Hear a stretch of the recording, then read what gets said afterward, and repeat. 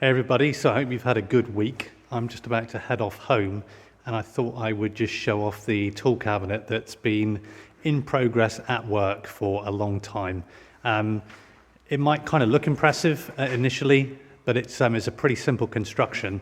My friend was going to burn a load of timber at his house, and he rang me up some time ago and said, did I want it? So I came over and took a look, and it was a mix of chestnut and here some spalted beech. So I decided to make some things out of it, and I'm really on the absolute last scraps here. You can see I've had to do a book match veneer to be able to just make the absolute best of it. And I was able to just kind of get that graduation of the spalting and fading out. So it's got kind of a nice pattern going on.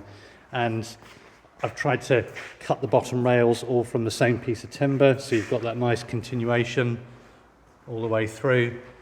And the reason that it's painted, the rest of it, was because it's a pretty cheap and cheerful construction. It's made out of oak flooring that was scrapped from a job. There was one we did some years ago where there was fire damage and the whole floor needs to be replaced. But there was quite a bit of it that was okay, so I kept it. So it's literally just screwed together bits of oak flooring, but it's done a sterling job. And I didn't want to get it too busy on the outside. I thought quite often you can do maybe 3 things design-wise, or I like to kind of restrain it to that much. I thought spalted beech, a painted finish, and I've got some antique brass fittings going on.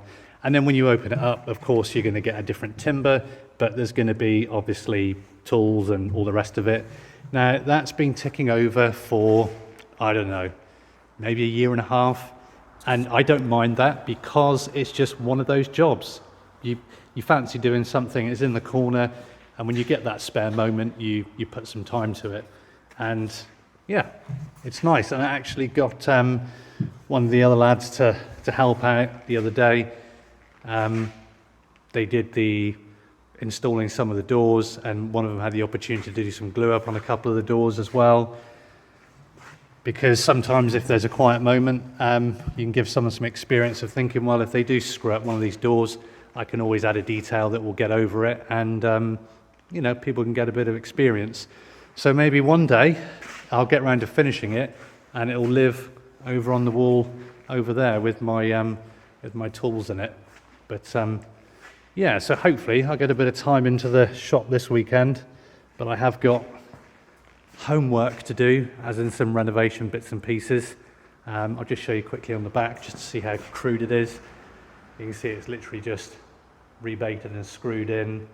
And again, the only reason I've chosen this green was because it was just paint colour that was left over. But yeah, really looking forward to getting maybe some oil on that, getting those the colours to come alive. Yeah, so, and yeah, it's such a nice thing to have the option of in the future. I've worked out of a tool chest for a while, and they do have their functions, and everybody's different.